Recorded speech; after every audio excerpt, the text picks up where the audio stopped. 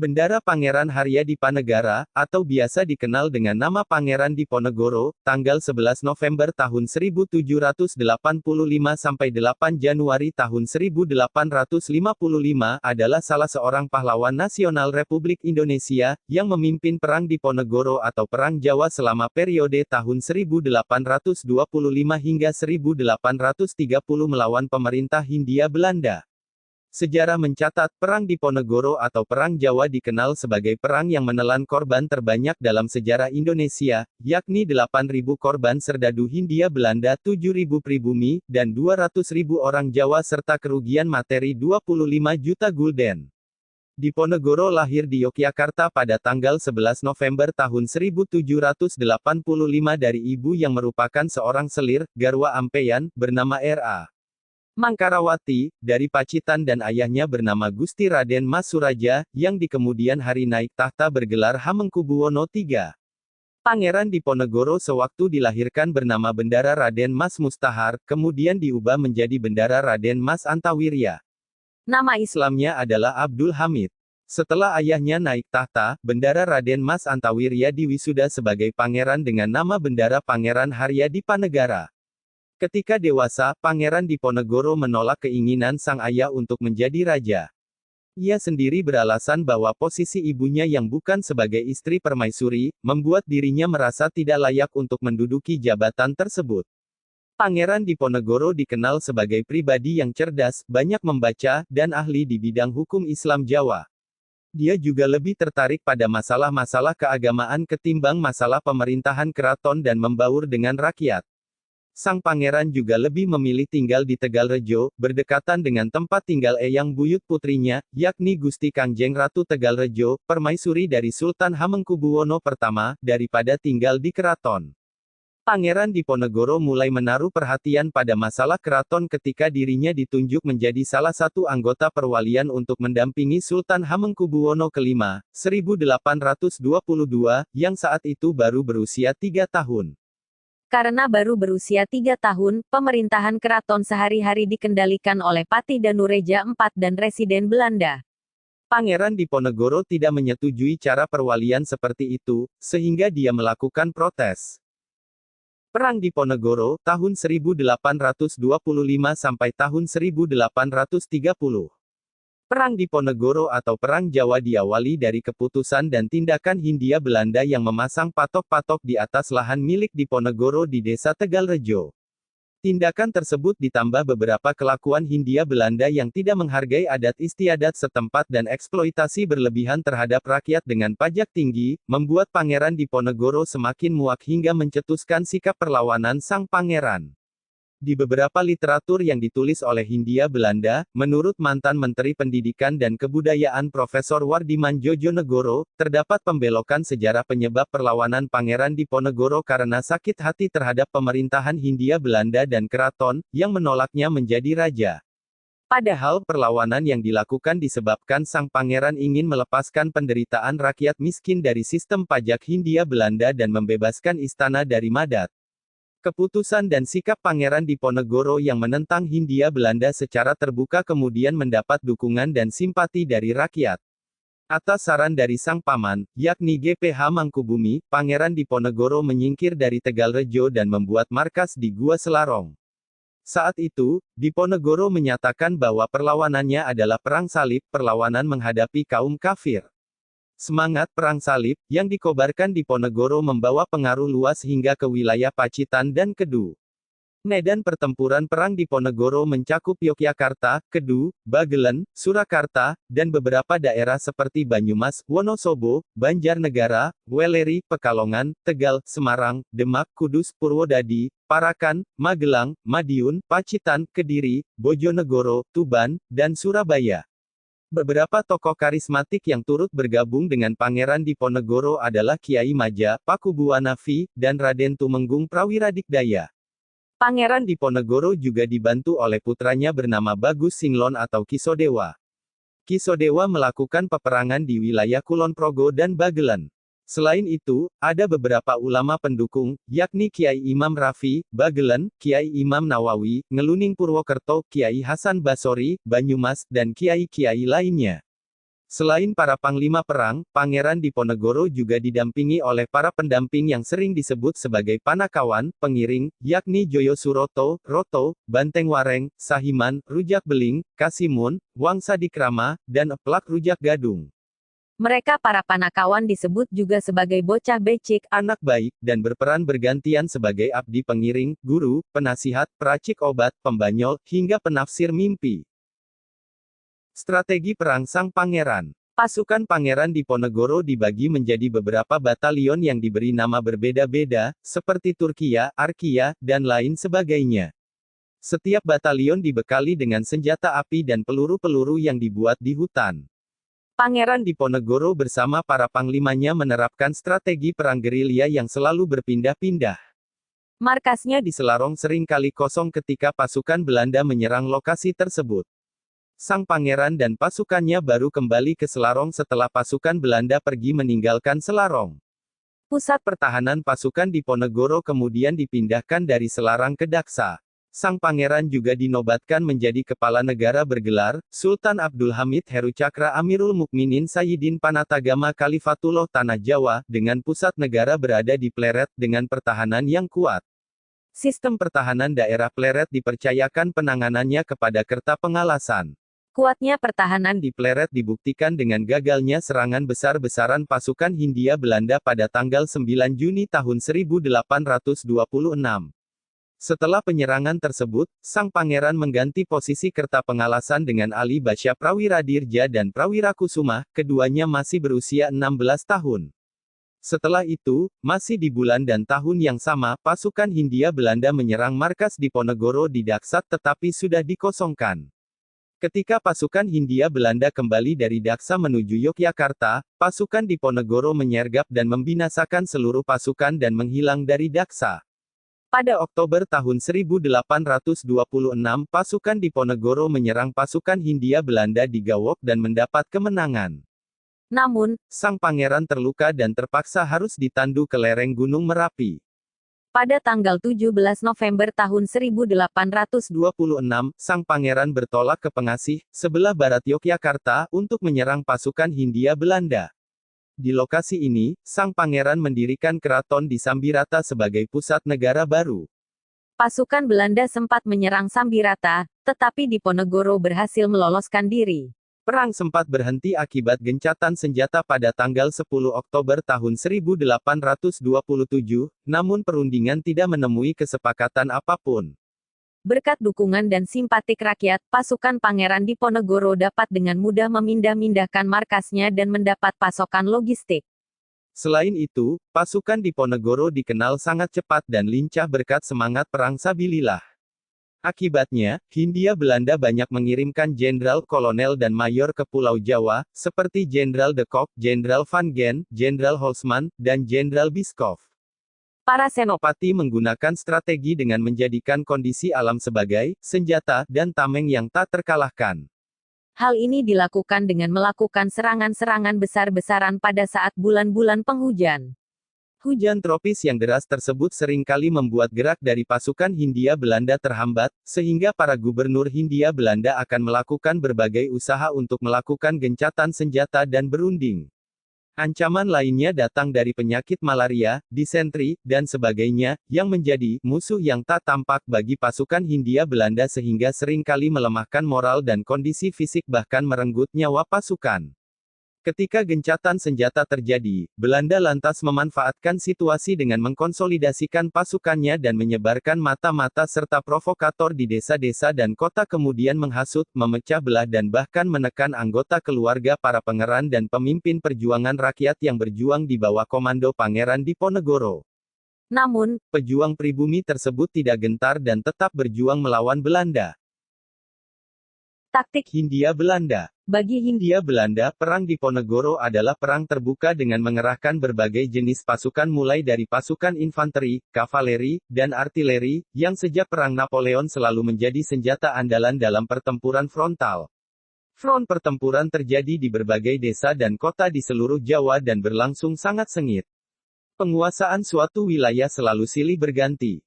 Jika ada suatu wilayah dikuasai pasukan Hindia Belanda pada siang hari, maka malam harinya wilayah itu sudah direbut kembali oleh pasukan pribumi, demikian pula sebaliknya.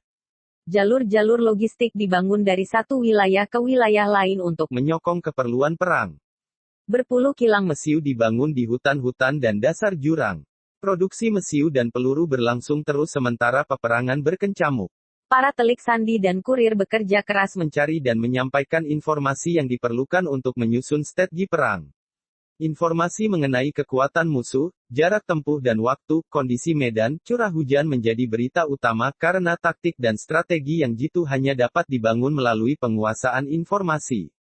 Pada puncak peperangan tahun 1827, Belanda mengerahkan lebih dari 23.000 orang serdadu, suatu hal yang belum pernah ada suatu wilayah yang tidak terlalu luas seperti Jawa Tengah dan sebagian Jawa Timur, tetapi dijaga oleh puluhan ribu serdadu.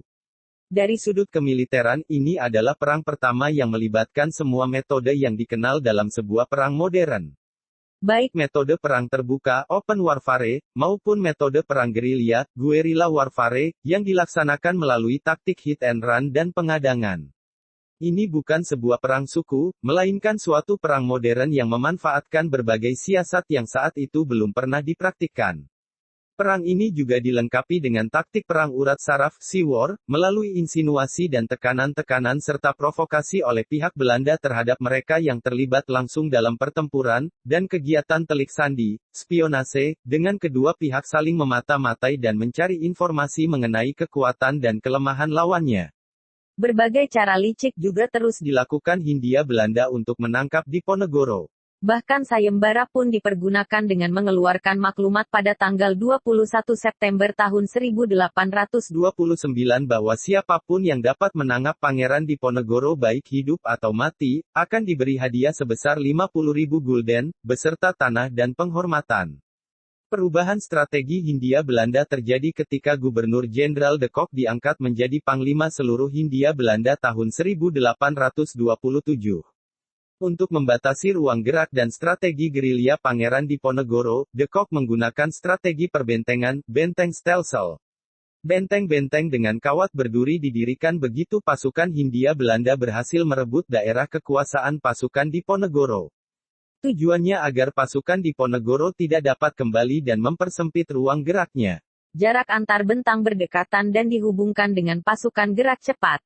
Perlawanan Pangeran Diponegoro semakin melemah sejak akhir tahun 1828, setelah Kiai Maja, pemimpin spiritual pemberontakan, ditangkap pada tanggal 12 Oktober tahun 1828, menyusul kemudian Sentot Prawirodirjo dan pasukannya pada tanggal 16 Oktober tahun 1828, karena kesulitan biaya, dan tertangkapnya istri sang pangeran yakni R.A. Ratnaningsih dan putranya pada tanggal 14 Oktober tahun 1829. Pada tanggal 16 Februari tahun 1830, Diponegoro setuju untuk bertemu dengan utusan Jenderal de Kock, yakni Kolonel Jan Baptist Clarence dan mengutus Kiai Peki Ibrahim dan Haji Badarudin agar Clarence bisa datang ke Remo Kamal, Bagelen, sekarang masuk wilayah Kabupaten Purworejo, di hulu Sungai Cincingguling. Pertemuan pada tanggal 20 Februari tahun 1830 tersebut tidak menghasilkan kesepakatan, meski berjalan lancar dan akrab. Akhirnya, Diponegoro ingin bertemu langsung dengan de Kock yang ketika itu berada di Batavia dan bermaksud menunggunya di Bagelen Barat. Namun, Clarence menyarankan agar Diponegoro menunggu de Kock di Menoreh dan sang pangeran tiba pada tanggal 21 Februari tahun 1830 dan dielu-elukan oleh 700 pengikutnya. Ketika itu, bulan Ramadan berlangsung mulai tanggal 25 Februari hingga tanggal 27 Maret tahun 1830 dan Pangeran Diponegoro menegaskan kepada de Kock bahwa selama pertemuan di bulan puasa tidak akan ada diskusi yang serius dan hanya ramah tamah biasa hingga bulan Ramadan berakhir. De Kock menyetujuinya. Selama tinggal di Magelang, seluruh pasukan dan pengikut Pangeran Diponegoro ditandai dengan sorban dan jubah hitam yang diberikan oleh Clarence. Sikap manis ditunjukkan de Kock kepada Pangeran Diponegoro dengan memberikan hadiah seekor kuda berwarna abu-abu dan uang F10.000 yang dicicil 2 kali untuk membiayai para pengikutnya selama bulan puasa. Bahkan, De Kock mengizinkan istri sang pangeran, ibunya, kedua putra dan putrinya yang masih kecil, yakni Raden Mas Jonet dan Raden Mas Raip, putra tertuanya bersama Panglima Diponegoro di Kedu Utara, Basa Imam Musbah, hadir dan bergabung di Magelang. dalam pikiran De Kock, kedatangan Diponegoro dan pengikutnya secara sukarela menunjukkan Pangeran Diponegoro telah kalah secara de facto. Sementara itu, selama bulan puasa, De Kock bertemu dengan sang pangeran sebanyak 3 kali, yakni sebanyak 2 kali saat jalan subuh di Taman Karesidenan dan 1 kali ketika De Kock datang sendiri ke pesanggarahan sang pangeran. Namun, Mata-mata yang ditanamkan Residen Vault di Kesatuan Diponegoro, Tumenggung Mangunkusumo, melaporkan bahwa sang pangeran tetap bersikeras mendapatkan pengakuan Hindia Belanda sebagai Sultan Jawa bagian selatan ataupun sebagai Ratu Panetek Panatagama wonten ing Tanah Jawa Sedaya, Raja dan Pengatur Agama di seluruh Tanah Jawa atau Kepala Agama Islam. Setelah itu, pada tanggal 25 Maret tahun 1830, De Kock memberi perintah rahasia kepada 2 komandannya, yakni Letnan Kolonel Louis du Perron dan Mayor A.V. Michels, mempersiapkan perlengkapan militer untuk mengamankan penangkapan sang pangeran. Akhirnya pada tanggal 28 Maret tahun 1830, bertepatan dengan Hari Idul Fitri, Jenderal De Kock bertemu dengan Pangeran Diponegoro. Jenderal De Kock didampingi Residen Kedu Vault, Letkolrus Perwira De Kock, Mayor FVHA de Stuers, dan penerjemah bahasa Jawa, Kapten J.J. Rufus. Pangeran Diponegoro didampingi ketiga putranya, penasihat agama, 2 punakawan, dan Panglima Basa Mertanegara. De Kock memulai pertemuan dengan meminta agar Pangeran Diponegoro tidak usah kembali ke Metesih. Sang pangeran merasa heran dan mempertanyakan kembali kepada De Kock kenapa tidak diizinkan kembali, padahal dia hanya bersilaturahmi menjelang akhir bulan puasa. De Kock langsung bicara akan menahan Diponegoro dan suasana pun langsung berubah tegang. Diponegoro langsung meresponsnya dengan menanyakan ada masalah apa sehingga dirinya harus ditahan. Dia merasa tidak bersalah dan tidak menaruh benci kepada siapapun.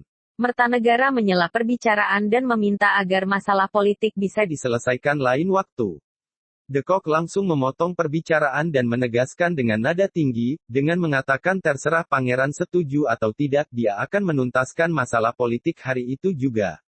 Diponegoro langsung berbicara dan menuding Jenderal De Kock sangat dan hatinya busuk karena keputusannya terburu-buru dan tidak pernah dibicarakan sebelumnya selama bulan puasa. Sang pangeran langsung berbicara bahwa dia tidak memiliki keinginan lain, kecuali pemerintah Hindia Belanda mengakuinya sebagai kepada agama Islam di Jawa dan gelar Sultan yang disandangnya.